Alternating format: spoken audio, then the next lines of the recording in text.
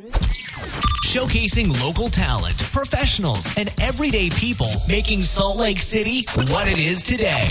It's time for another episode of the I Am Salt Lake podcast. I want to welcome you to episode 204 of the I Am Salt Lake podcast. My name is Chris Hollifield. I am your host. Welcome to my show. Thank you so much for listening. However you got here, however you stumbled upon the podcast, thank you so much. Got a great show for you today. This episode, local Salt Lake City comedian Eileen Dobbins joins me. We sit down, we chat. I get an opportunity to find out her story, what got her interested in comedy. I'm going to be playing that here in just a minute, so you're going to want to make sure to stay tuned for that. I was really excited to bring Eileen on the podcast. I've actually been wanting to bring her on for a while, but this was the chance I had, so I brought her on and had a great conversation with her. Of course, I need to tell you about the show sponsor, Oleo Skin and Beard. You can find them right there online at oleoskin.com. They're a great local company here in Salt Lake City. Make all kinds of great skin oils, beard oils. I'm a big fan of all their beard oils. They have some awesome smells. They work really well. They help hydrate your skin underneath your beard, help soften the beard. Go check them out online. You can purchase them right there from their website at oleoskin.com, as well as see some of the events that they're going to be selling their merchandise at here in the Salt Lake City area. So go support them, give them some love, and if you get an opportunity, let them know that you heard them on I Am Salt Lake podcast. I'm sure you've heard by now, just a couple of weeks away, I Am Salt Lake Live, Friday, January 22nd at Club 50 West.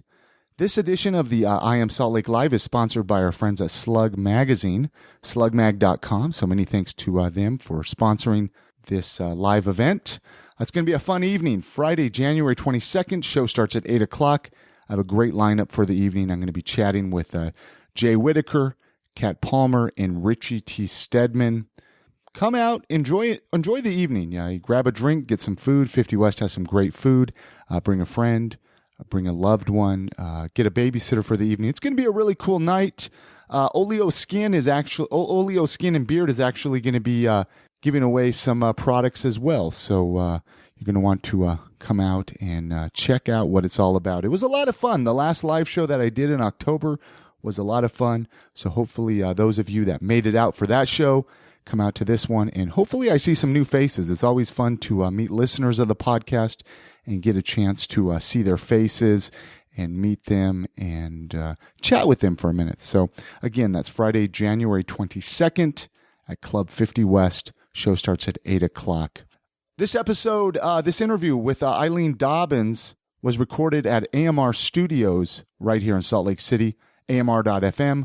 Go give them some love and support. Many thanks to them for their support and for letting me use their space to record a lot of these interviews. Again, AMR.FM, all local music all the time. So with that being said, join me now as I chat with Eileen and find out her story.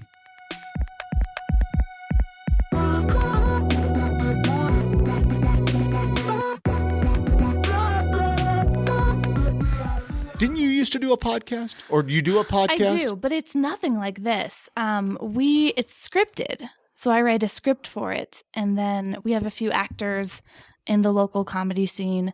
They come in and read parts. And then it's like an old-timey radio drama. More of a, I can never think of the word, a parody of an old-timey radio drama. So it's set in space in the future. What's the name of the podcast? Future Space. Future Space. I Yes. like that, though. It's fun. And every episode is under 15 minutes. So it's supposed to be a quick little serial.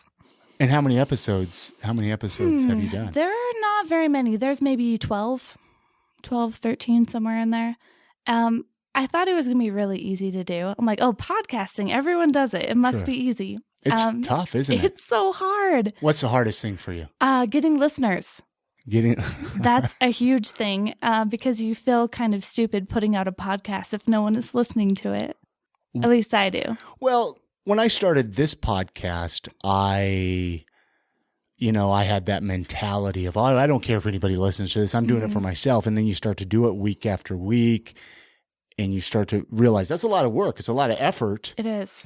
I want people to listen. Mm-hmm. So it is very difficult. So It's with all the Earhole Media, isn't it? With Sasha and those? No, you're not doing. This is just me. You. I write. For some reason, I thought you were doing it with those guys. No, it's nothing so fancy. I write, produce, record, and edit it. So, and I voice one of the characters.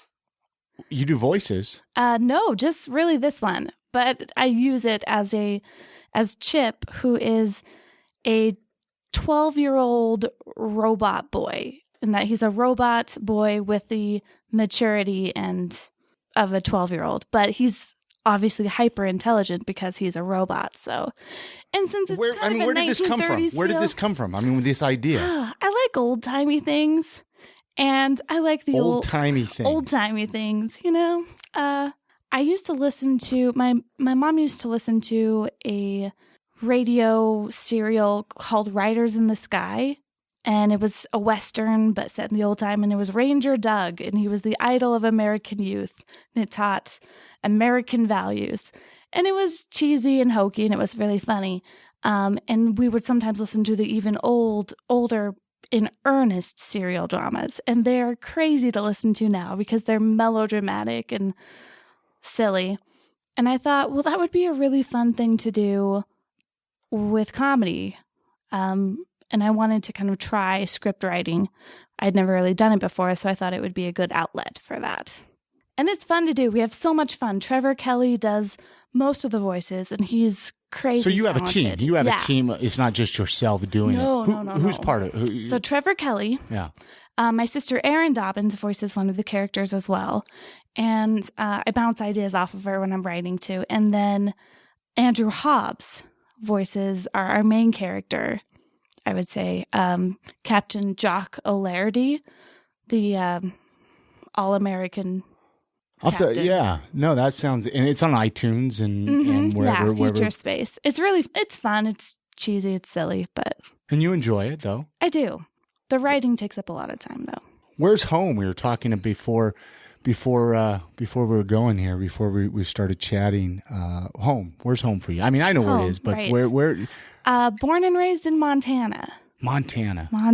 I love it there. Montana's one of those states that you don't really think about very often, though. You know, I don't know. Do you think people tend to forget about Montana? They do. You know, I get a couple different reactions if I say that I'm from Montana. Everyone knows a river runs through it. Sure. And so they think Montana is all just beautiful scenery, which it is. I'm from the plains, which are not beautiful scenery. They're just kind of rolling hills. So how many hours from Salt Lake is it about? About 8 hours, 8-hour drive. Mm-hmm. You make it home a lot?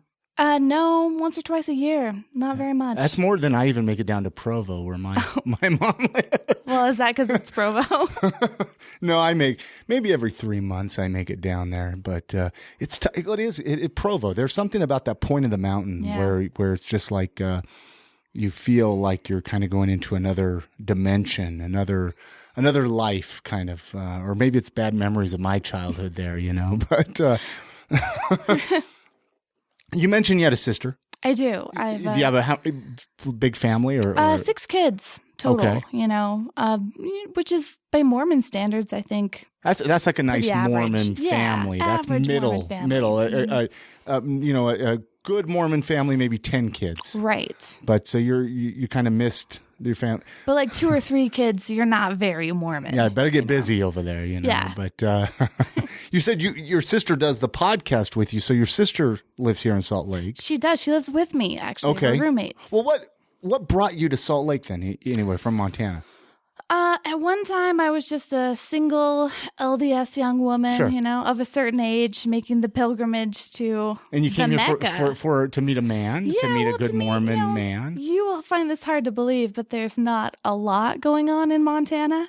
But why Salt Lake, not because Portland being Mormon, this is the largest area for Mormons. So. True. Yeah. So you ventured down here, and then your sister came with you, or no? She came recently, actually. But I have a lot of family in the area. My mom's from Utah originally, so I have kind of some roots here anyway.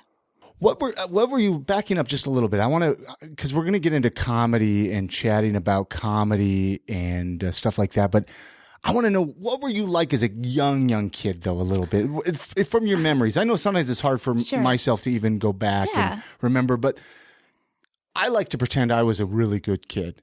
I think I was. I got into trouble, but I believe you. You believe me? Yeah. You look at me and you're like, yeah, right. You were a horrible kid, I'm sure. But what were you like? I mean, were you a pretty good? I mean, you talked about Mormon. I mean, were you a pretty good kid? I mean, yeah. Well, my parents were very strict, and I was very obedient, so we never had any problems like that. My parents wouldn't. My mom wouldn't let us watch Hocus Pocus because it made witchcraft look a little too fun. Okay, like that's the level of strictness. So pretty strict. Pretty strict. See, yeah. and that's actually, we're jumping around here, but that's fine. This is a podcast. You were homeschooled. Yes. I was homeschooled. And so this is kind of a homeschool reunion. A homeschool reunion. You know, it's funny because for so long, I didn't even want to talk about it. Really? I didn't even want to acknowledge I was homeschooled. I was so embarrassed of it. I thought people would judge me and say, well, this is why you're weird now, Chris, or you know what I mean? I get that. And you were on, was it Jason Harvey's podcast? Yes. Mm-hmm. Talking about homeschooling. And I was like, oh my gosh, this is awesome. She's talking about something I've been too afraid to talk about for years. And as I've gotten older, it's been easier. Have you been like a closet homeschooler? Like people just didn't know, or people knew, but you didn't want to talk about it? I mean, I guess I would talk about it. I mean, I guess most people that go to school, it's not like they're like, oh, yeah, I went to, this high school or something. Yeah, it doesn't come up a lot as an adult. Yeah, as an adult. But I think it was more even in my 20s, it was very difficult just because... And to be honest with you, it wasn't so much that homeschooling, like I didn't feel like I missed out on prom and class rings. Oh, prom. Always they ask Oh, yeah, that. yeah. Did you go to prom? What about prom? Sure. But, I mean, you liked homeschooling. I did. Why? Why? I've always been weird. So I liked the freedom of homeschooling. Sure. There's a lot of flexibility scheduling wise. I've always been kind of a loner. So, groups give me anxiety. And that's just always, I've been really introverted. That's always been my thing. And so going to school always sounded terrifying to me, the idea of having to be in a place with a bunch of other kids my age. Kids are loud, kids are obnoxious, kids are aggressive. And Eileen, as a little kid, was none of those things. You kept to yourself. I did. I had imaginary friends until I was 10. I was just really not... And your mom was okay with this, Yeah, though. she was. She encouraged, imagination is a great thing. And so she was fine with it. But I was just really detached from the present and people. It just wasn't, And was your other brothers and sisters, other siblings homeschooled too? Or? Yes. Although not all, I was K through 12 homeschooled. But your never public school. Same here. Never. I did some part-time classes for a while, but I dropped those because I thought it was a waste of my time. But my siblings were all homeschooled, at least part of their school experience as well. Do you feel like you missed out on? I mean, you said you don't feel like you missed out on prom and stuff like that, but be honest. Do you feel like you missed out on anything? I'm so glad we're talking about this because I want to ask you the same question. Sure. I feel like there were a lot of pop culture things that I obviously missed out on, but you can catch up with those as an adult. That's fine. You can learn to blend in with other people. I don't miss any of the drama of high school. I mean, we've all seen teen movies and spoken with teenagers. We have a good idea of what high school was like. But see, you and I, that's what we think it is. Because true. That's what we see it. That's true. Well, I did spend some time at the local high school. After I graduated, I coached the junior high volleyball team. Yeah. And also was the JV coach on the varsity. And so, there's nothing about high school that I was like, man, I wish I had experienced that. Because the things that I saw just seemed mostly negative to me. But I feel weird sometimes. And sometimes I wonder, I'm like, would I not feel weird if I went to school? And that's where I'm at with it. It's like, I wonder, would I be this way or in this situation? Or is my if I would weirdness have went to not public related school? to that at all? Is it just its own separate thing? Yeah. Because that's where I feel like, I mean, me personally, I don't know how it was for you with your education, with your learning. But with mine, it was always, my mom has always been so religious that it was like, oh, I don't know how to teach you that math. So let's not worry about math. Let's study Noah's Ark, or let's study the Bible, or let's study the Book of Mormon or something like that. And so I would sit and read those for 6 hours and not learn about maybe some stuff that would maybe some fundamental school. Exactly. Yeah, I get that. And to say that was completely neglected is false. True. I mean, my mom was a teacher. She used to teach school in California.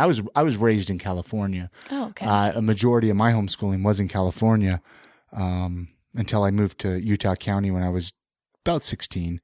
And to the social life, I was in Boy Scouts and 4-H and all of that. So I felt like I had it with kids your age, but I still feel a little socially awkward, like you've mentioned and stuff where I think that's just part of getting older.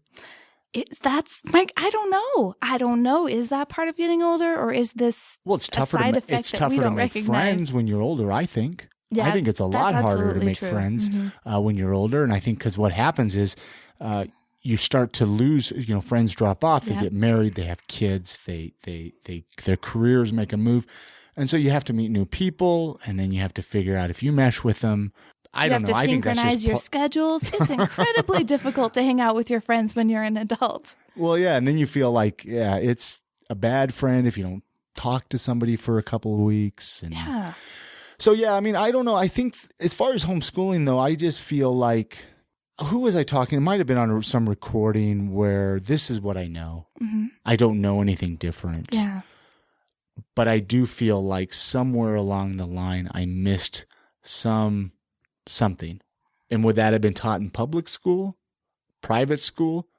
I don't know. I mean, even public school itself gets a bad rap these days anyways. I mean, everyone's sending to private schools or I just have an issue with the religion part being such, since that was such a big, was that not a big thing with your schooling or no? It was. I didn't really mind it. I was very religious at the time. Well, sure. I mean, it's good to learn about it. Yeah. Oh, absolutely. And I just didn't think anything of it. I just, it wasn't a thing for me because I think it was because it was what I knew, that religion and school and everything just kind of all blends together. And that's just kind of how it is. My mom, I'll say this for my mom, there are a lot of subjects that she wasn't an expert in, but she did a really good job of providing resources for us to learn the things that we need to learn. So she was very proactive about that. Let's say hypothetically. Sure. You don't have, do you have kids or no? Nah. No kids. If you were to have kids, would you homeschool them? I would consider it. Really? Because I liked the freedom of homeschooling. I love the idea that you are responsible for your own education.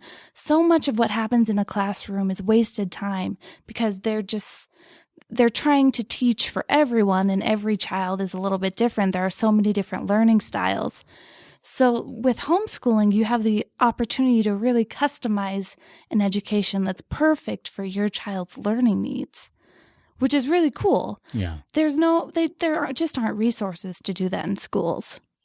Well, and I think it's easier nowadays to team up with your local, even public schools. Yes. I mean, there was so much of it. I mean, I remember having, what do they call it, truant officers and stuff coming to the door.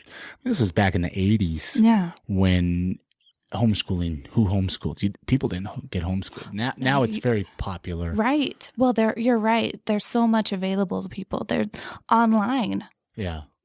There are entire curriculums available. Yeah. At a few keystrokes. And who needs a social life? You have Facebook. Right. I mean, that's all you need. Just glue your kid into that, set them up a Facebook profile, automatic friends. I mean, you don't need anything else. You don't, no, I just found it fascinating that you were homeschooled. So, I do wonder if that's why I'm such a homebody. Or I think I just become more of a homebody as I get older, though. Yeah, you're still late 20s. I remember how I feel so much older. That's how I feel every day. Your back starts to hurt, and you wonder what you did with your life, and everything you eat matters. It's not like you can just eat it. And it's crazy. 29. I think I have acid reflux. You might come to this realization. I'm 29. Isn't that like something your grandpa has? I suffered with it for a while. You want to know what helped me? What? Going gluten-free. Really? Absolutely.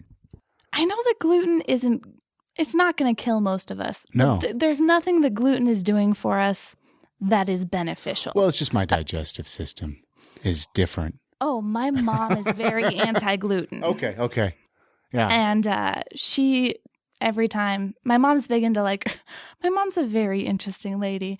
So she's really big into herbs and also essential oils.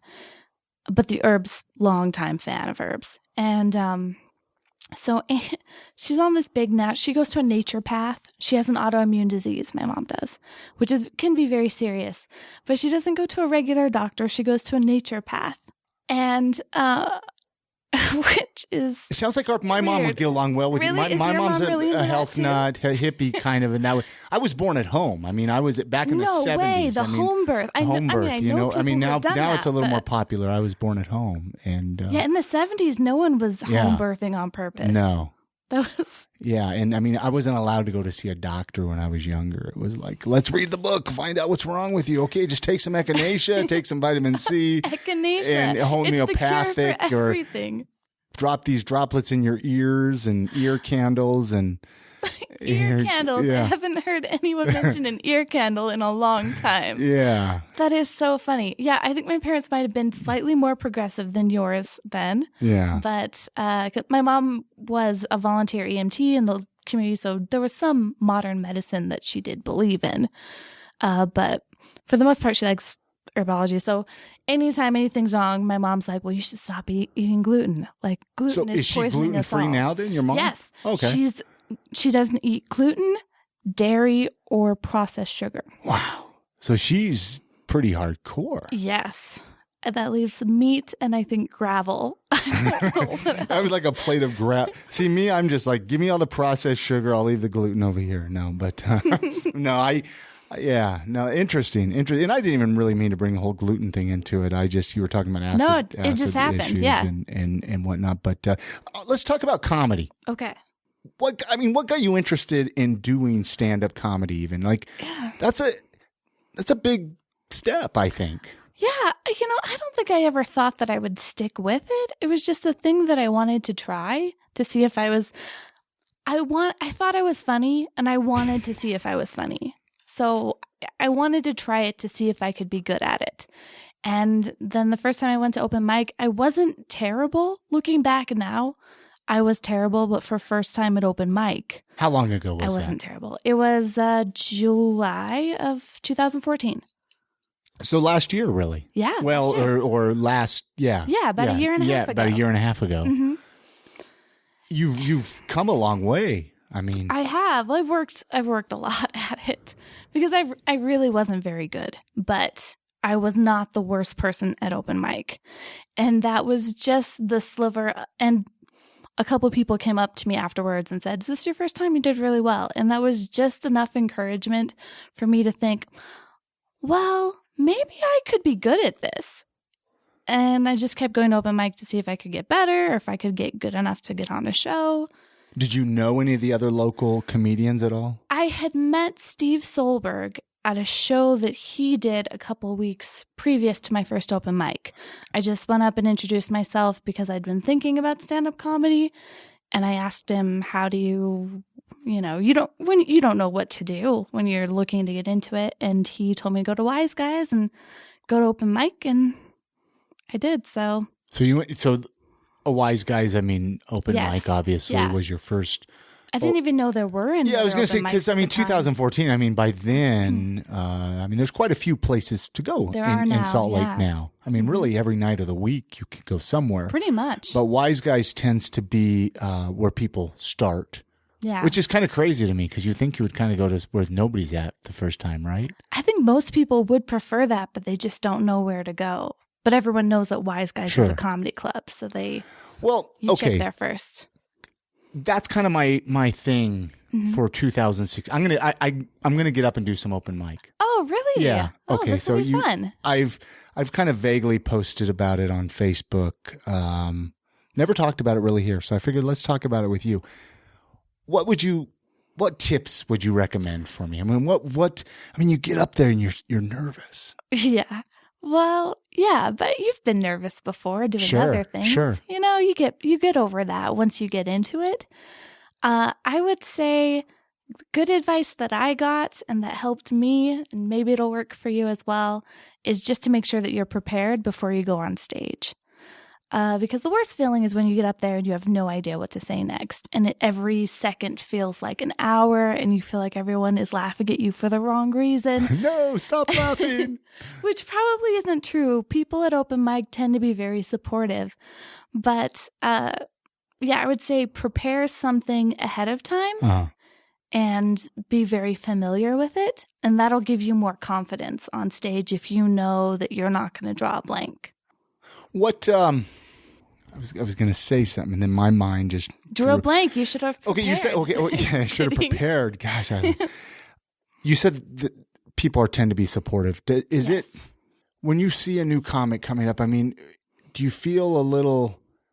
Oh, the city already has too many comedians, or I mean, or is it kind of are people pretty supportive? I'd say for the most part, people are very supportive. People have been very nice to me. Yeah. I've only had a few people who weren't nice. But for the most part, people have been very supportive. Yeah. And especially, I don't know if it's especially because I'm a female, but there aren't a lot of female comics compared to the numbers in male comics. And so, people were like, it's nice to see more females, more women out doing comedy. Women are funny, It's nice to see more women on stage. So I think people gave me a lot of encouragement and a lot of really good advice when I started out, maybe because of that. It seems, from my perception, it seems like the local comedy scene is pretty supportive. I mean, from what I see, and that's why I was asking you that. I would absolutely agree with that. I think for the most part, it's very supportive. Everyone wants everyone to succeed. Of course, everyone wants. And I'm sure people have their own issues behind closed doors, personal issues or something. There's always drama of some kind, right? Sure, absolutely. But I mean, I've just wondered, because then you hear the story, you bomb your first time and don't, go back again. And you said yourself even. So what got you back the second time? I mean, what motivated you to keep going back? Well, I was so nervous the first time that I went up, like hands shaking, like I couldn't. I think I left the mic in the stand because I couldn't hold it. I was so nervous. And, but I did okay. And I was like, whoa, I was so nervous and I still did okay. So I think the thing that took me back the next time was thinking I was so nervous and I did okay. I bet I would be less nervous the second time. And I bet I would do better. So I did the same material the second time. Do you remember what some of your early jokes were? Pretty bad. The premise is one that I still use. I've just rewritten a lot of the tags to be a lot better now. Yeah. But yeah, it was about being set up with nerdy guys. That was it. Because it happens to me a lot. People want to set me up with their nerdy friends. And so it was. Don't you like that? It's like, do I look like that? Like when you have this type that friends set you up with, you're like, right. Guys, do I look like this type of person? Or it's even stranger when you're being set up by your single friends. Because if it's like a girlfriend who is setting me up, and she's like, oh, this guy's great. Well, why aren't you dating him? Oh, I think he's not really my type. But he'd be really good for you. That's like a nice way of saying you have really bad taste. Right? No, I agree. I agree absolutely. Growing up, I mean, what were your parents listening to a lot of comedy? I mean, no, because especially comedy can be pretty raunchy. I didn't know I guess I knew stand-up comedy was a thing. Sure, but I didn't really know until high school. A friend on my volleyball team had a Brian Regan CD That was the first stand-up comedy I'd ever heard. And Brian Regan is great. Yeah. So it was a great choice. And I was like, oh my gosh, this is like a thing. Like people listen to other people tell jokes. And so it wasn't like young, you know, I'll talk to some of the other local comics and, you know, Well, my dad was listening to Pryor back when I was 4 and yeah, no, being nothing like exposed that. to... They have rich comedy backgrounds. I'm just an imitator. I'm hopping on the bandwagon of comedy. But I mean, you've done some, have you done an hour yet or no? No, have you done I've never done an hour. 30, I think, is the most that I've done. Yeah, because I mean, you've been on quite a few, handful. I've I mean, been just really recently on the Slug. Yes, locals. it was so much fun. Wasn't that? I mean, I've never a been to great a show. comedy show at Urban Lounge. That was Me either. different. People sitting down in the front, and where usually that's where. I've got to tell you, I was so nervous when I went in and saw that there weren't very many chairs. I was like, oh my gosh, people are just going to leave because there's no seats. I was like, this isn't like music. Like music, like people are amped up, so they don't mind standing because they're dancing or whatever. But you don't dance to comedy. So I was so nervous, but the audience was great. And they had great attitudes and they stood the whole time or sat on the floor. And I just thought that was so cool. I know. I walked in there and I'm just like, what do I do here? You know, all right, let's go get a beer. You know, But no, it was a fun show. It was a fun. Have you had any opportunities? I mean, oh, the police are coming by there. Someone's in trouble. Yeah. I mean, you said have you done anything outside of Utah at all? Or? I did I was accepted into the She Devil Festival in New York. Oh, well, hello. So that was cool. So in October, I went to New York. For comedy. And I competed. For comedy, well, yeah. Hello, I'm glad you brought that up. I didn't know anything about this. I mean, well, I mean, it was in New York, so there wasn't. But you flew out there. I did. I flew out there. I competed. I lost out like right away, first round. But I was just thrilled to be accepted. It's in New York City? Mm-hmm. Yeah. Was it your first time there? 60 comedians, so I felt good about it. Yeah, I'd never been to the East Coast. Really? I mean, I'd flown over, but I'd never. New York City's beautiful, isn't it? It was so cool. I felt at home. I loved New York City. Of course, it helps that you've seen everything in New York on television. So when you see it in person, it's kind of familiar. Sure. So it has that kind of home feel. I really liked it. Loved everything. But the name of it, the She Devil. Mm-hmm. How do you talk about the application briefly? Maybe I don't know. Yeah. Someone had posted about it on Facebook, and Chrissy Shelley, my good friend Chrissy Shelley, who I think is great, told me that I should enter, and I was like, well, okay, cool. I've never done a comedy festival, and I entered, and then months later, they email you back to let you know if you get in or not. You pay an entry fee, whatever. And you have to pay this fee even if you don't get accepted. Mm-hmm. It's kind of it helps pay for the cost of running a festival. Sure. And then we went to New York, and I had a great time. That's pretty much it. I just wait for people to tell me to do things, then I do them. And what would you have gotten if you would have won? I think there was a cash prize, undisclosed amount. Then they were supposed to set you up, I think, to meet with some agents or something. And I think there was maybe, I don't know, that kind of But you didn't really care about that. You just wanted the experience. Well, I didn't have a shot at winning, so I didn't really pay attention to the prizes. I think the big thing, though, is if you win a festival, it looks really good on your bio. It's a great thing to have on your comedy resume to say that you've won a festival. And, I mean, I'm assuming you would like comedy to go somewhere. I mean, I've chatted with people where they're just like, oh, I'm okay with just doing some open mics on, once a week. But, I mean, would you like to see this go somewhere? I would love that. I mean, I don't know what the likelihood is, and I don't know that it would be stand-up, but something in the comedy field I would love to do. And stand-up is great for developing that, so... And you're willing to do anything. You're willing to go on the road. You're willing to... Yeah, I'd love to go on the road.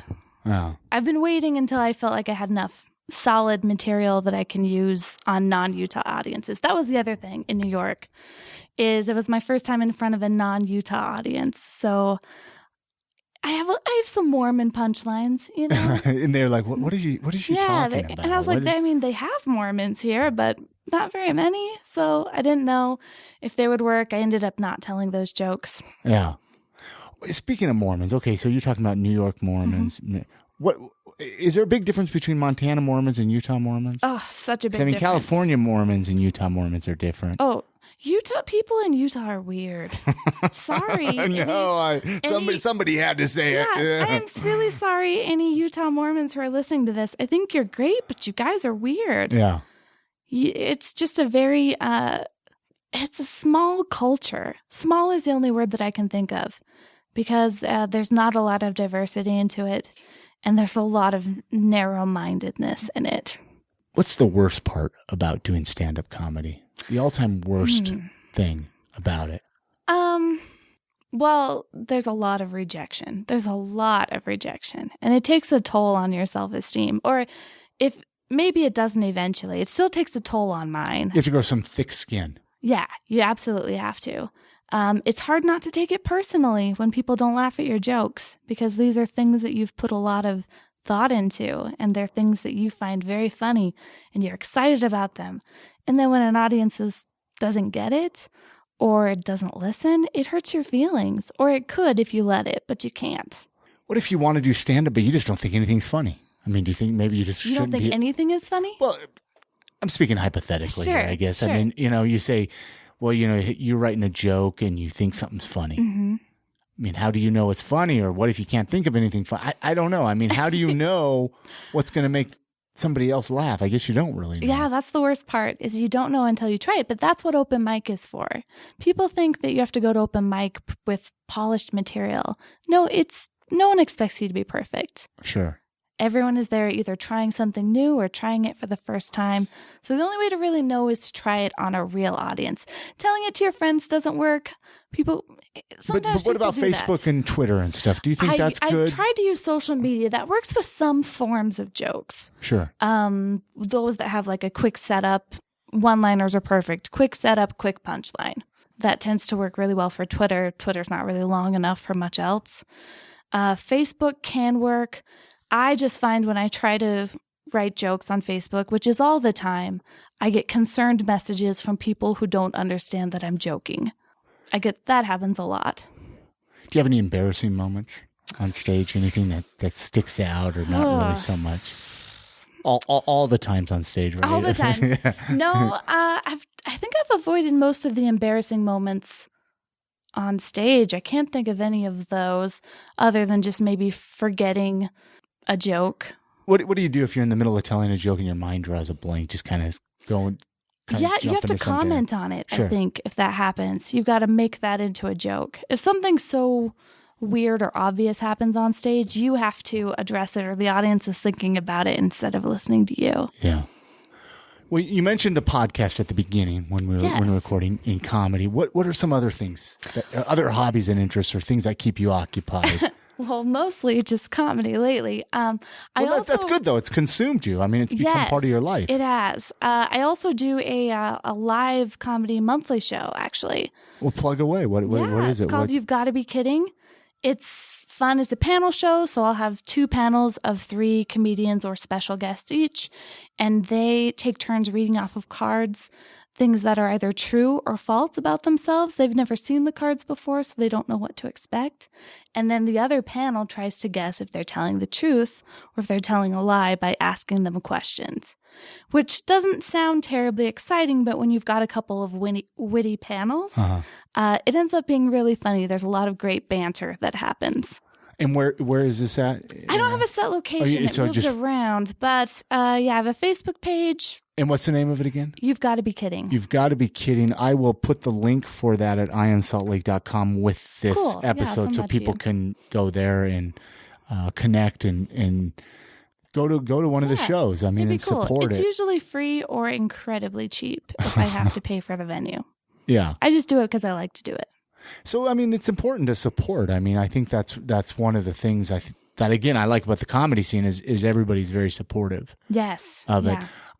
Some of the other scenes, music scene, I don't think people are quite as supportive in the music scene as I've seen in the comedy. Is it just more competitive with music? Maybe that's what it is. I don't know. I mean, again, there's nothing to do really with this. Sure. It's just one thing I've noticed with the comedy scene in Salt Lake in general is people tend to be pretty pretty supportive. So I think for a lot of people, comedy is their support group. yeah. You mentioned that sometimes people aren't trying to get on shows. Sometimes people just kind of like the community aspect of it. And it is a really welcoming scene for that. I mean, we've all sad, depressed people who think they might want to tell jokes come out, because that's all most of us comedians are.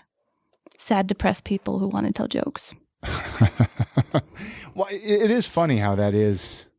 It is that way. But let's talk Salt Lake City for a minute. Sure. Let's. I mean, obviously, this is a Salt Lake City podcast. Yeah. How long ago did you say you moved here? It's been about 6 years. But you would visit here. You visited Salt Lake. My mom is so it from wasn't, Syracuse. So. Okay, so it wasn't your first impression. I'm always curious what people's first impressions are of Salt Lake. But that would you were probably pretty young. I'm disqualified from that question. It doesn't really matter. What would you change about Salt Lake, or what would you like to see different? I think the only thing. I mean, even outside the comedy. I mean, comedy. Yeah. If there's something with comedy you want to change, that's fine too. But I'm talking as a whole, as the city in general. Two things. I hate the smog. It's my least favorite thing. But do you think there's anything we can do about it? Well, I think. I mean, honestly, it doesn't seem like it's going to go anywhere. No, I think public transportation is a great solution. The problem is it's not a very viable solution for many people because the area is so wide, and public transportation, especially tracks, covers such a limited area because not enough people use public transportation. So, I mean, it's a cycle, because if everyone used public transportation, the funding would be there and then they could expand it. But in order for everyone to use it, it would have to be expanded. So it's a whole thing. But we have great public transportation compared to other cities Absolutely. and states. It's just limited as to the areas that it's available. Unless you want to spend like 3 hours trying to get to work, which most of us want to avoid. Yeah. So if there was a solution, I mean, I don't know. I'm not a the city planner. refineries and all of that. Yeah, no, I'm sure agree. there are steps that we can take to help. We obviously can't solve it completely. Yeah. As long as we have the mountains, which people seem to be pretty attached to. Get rid of the mountains. You know? There's our solution, right?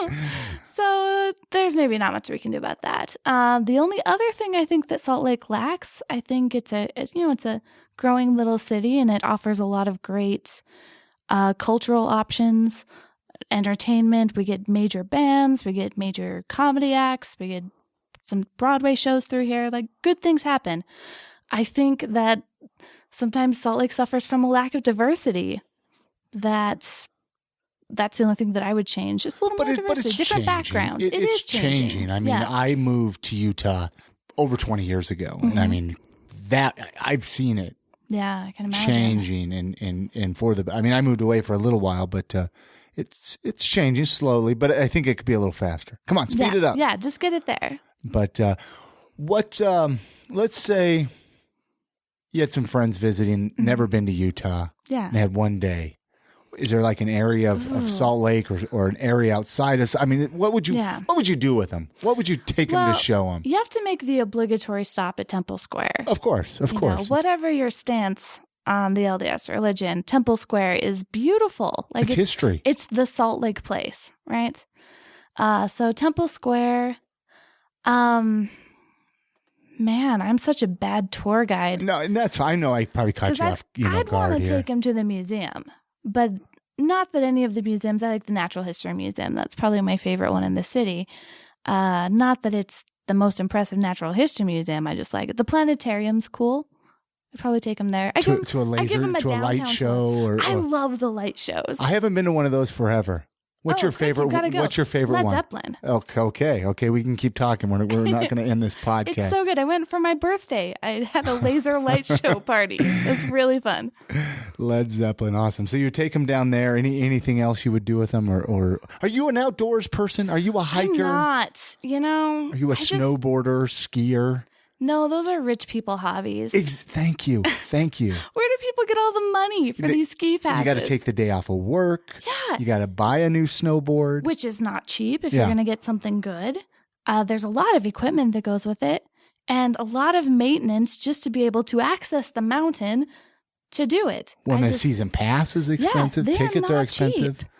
I just, never took it up as a kid because my parents didn't have money, and I never took it up as an adult. People are always so amazed with me when they're like, "You live in Utah and you don't ski?" I've never skied once. I've been on a snowboard probably twice, maybe 3 times. But never skied. Never skied once. I would like to. I just have you skied? Once. Okay, so Once. you have that going for you. Skied once and snowboarded once, and that's it. Yeah. I mean, I'm sure it's a lot of fun. Was part of you afraid to like it because you're like, I can't afford this, or I can't afford to break my leg? Maybe. I also just might have had a bad attitude because it was my parents' idea. You know. So you went with your parents. I was a teenager at the time, and it was a teenager. Man, that's a rough time to introduce anything to anyone because teenagers aren't going to like it if it comes from their parents. Yeah. We aren't. Sorry, we. I mean, I'm not a teenager anymore, but I just got you really still feel like angsty one, for a though, minute right? there. Yeah. Favorite local eating spots? I always ask this. My favorite restaurant in Salt Lake City is called the Old Bridge Cafe. It's Bosnian food. It's so good. It's authentic, delicious. It's on actually just like down the street, 3300 South, and I want to say like 400 East. Really? Old World. East-ish. And wow, I've never been there. It's so good. Bosnian food, cheap, very authentic. The owner and the guy who runs it is just a very, very sweet Bosnian man. It's just so random. I mean, that's just such a random place that you. It is. It's like in a little strip mall. There's like a Batteries Plus there or something. Okay. I love it. Just some friends introduced you to it, or what? I work near there, and Okay. we were looking for a lunch spot and gave it a shot one day, and it was wonderful. Never looked back. What would you recommend? I mean, do you know off the top of your head what you would recommend, or do you? I get the beef goulash. Okay. It's my favorite thing. It comes with nice pita bread, and you have to get a side of the zelyanica. I don't remember how to say it. Doesn't matter. But it's really good. It's like a cheese phyllo dough spinach thing. It's good. See, that's so weird because I work with Bosnians at my day job. You would think I would have heard that. Yeah.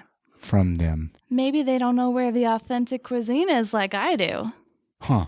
I'll have to go check it out. I always look for recommendations in the podcast, and it was kind of a silly question in the beginning. And, a lot of listeners have learned about rad eating places in Salt Lake versus going to some chain that everyone's heard of. Yeah. Support local. Yeah, absolutely. A random skill you would like to learn. That I would like to learn. Or something you're like, gosh, like me, I would like to learn Spanish. I just don't take time to learn. I've been trying to teach myself ventriloquism. Hello, okay. Yeah, but it's really hard, as it turns out. It looks so easy. It's not. Do you have like a little doll and everything? No. Right now, what I do is in the car, I practice while I'm driving. And I've watched some YouTube videos. So, I've been getting a lot of really good advice, really good, what's the word? Teaching, I guess. Do you feel like you're progressing? No, not at all. There are some letters that are just really hard to say without moving your lips. And what would you like to do as a ventriloquist? Like have a doll on stage during your comedy, maybe? I don't want to be a ventriloquist comedian because gag. No. Why? But Salt Lake doesn't have one yet, though. But I just think it would be a funny skill to use occasionally in like skits or sketches or just occasional acts. I think it would be a fun thing that would surprise people, and it would be just a funny skill to have. And you just randomly. And then if I can learn to like throw my voice around the room, I will where's that totally voice coming prank from? people all the time. All the time. Oh man, let's run down the list. How can people? Let's go to your podcast, your show, any websites you want to connect with you, or Twitter's a good place. Okay. I've been trying to use that a lot, and my handle is Eileen is a jerk. Simple enough. Everybody's going to be able to remember that one. That's the first thing people learn about me. Yeah. So. And again, I'll put those links at I Am Salt Lake. What about then Facebook? Yes, I'm on group? Facebook. Well, I mean, do you care if people connect with you on Facebook at all? I mean, does that bother you? Are you okay with that? No, I'm fine with that. If you seem hesitant. If you're creepy, I'm going to unfriend you. Yeah, sure. It seems like I've been getting a lot of creepy people lately on Facebook. I don't know what it is. Do you think they're real people or like the bots? No, I don't know what they're trying to get from me. But they're just Money. like, oh, hello. And it's just like, no, you're not real. Friend. They're like, he does this very successful podcast. Must have a lot of assets. Yeah. Hello, I don't. It's a myth. But anything else I've enjoyed chatting with you. Yeah, this has been really fun. I've been having fun.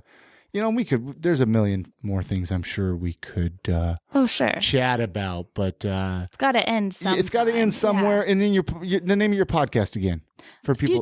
Future Space. So go download it. iTunes. Is it on Stitcher Radio? Do you know? Both. Stitcher Radio. iTunes and Stitcher. So wherever you listen to, however you subscribe to this podcast, go check out her podcast. Options, yeah. And when you're doing some comedy, go check you out. That would be really any cool. shows coming up that you want to plug that you know of, or January 8th, I'll be opening for Jonathan Hilder. John Hilder down at 50 West. Hilder, John Hilder. Yeah.